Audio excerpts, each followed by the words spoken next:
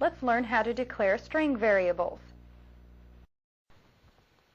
Let's start this chapter with a new project. From the File menu, we select the Remove Project command to remove the existing project and answer No at the Save Changes prompt. Now on the toolbar, press the Add Standard EXE Project button. It's the first one from the left. To add a new blank project to our form, double-click our form and the code window appears with our cursor in the form load procedure. We type dim sample as string and press the Enter key. This line defines a variable named sample as a string variable. Though string variables can contain numbers, they are most often used to hold character data in the form of letters. Next we type sample =, double quotes, simple test 1, double quotes, and press the Enter key. This line sets the value of the sample variable we defined on the line above to equal whatever is contained within the quotes. For quick viewing, we will again use a message box to display the results of our program, so we type MSG box sample and press the Enter key. Finally, we type End to tell the program to stop after we exit the message box. We press F5 and our sample program executes, showing us our message box with the value of our single variable displayed. We click OK to end our program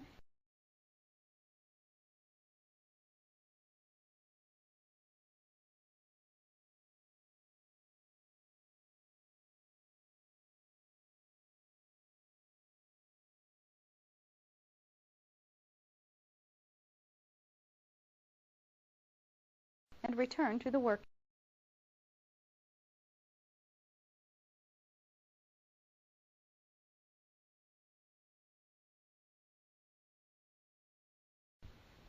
Now let's add another string variable to our message box.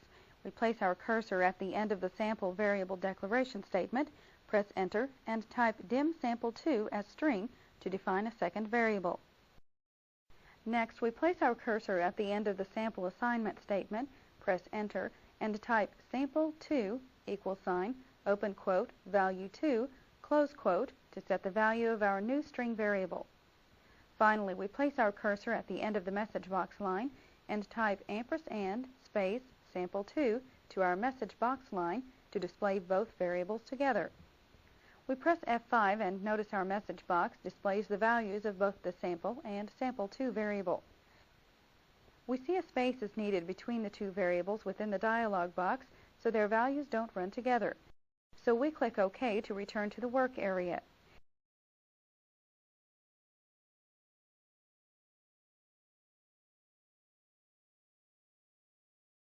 And add to our ampersand and the last variable. When we run the program again, we notice our two variables are spaced apart in the message box. Although these two string variables are displayed together in our message box, they are still separate variables with individual values. We would need to combine them each time we want to display them together in our program, as we did in the previous example. By defining a third variable to combine them, we can accomplish the same task with less typing in our message box line. Click OK to return to the work area and define a third string variable by typing dim sample3 as string. Next we type sample3 =, sample ampersand open quote, close quote, ampersand sample2. This line adds the two variables together and places that combined value in the third variable. Next, we change our message box line to read MSG box sample3, which is much simpler than our previous example. When we run our program by pressing F5, we see the sample3 is shown as a combination of our two previous variables. Click OK in our message box to end our program and return to the code window.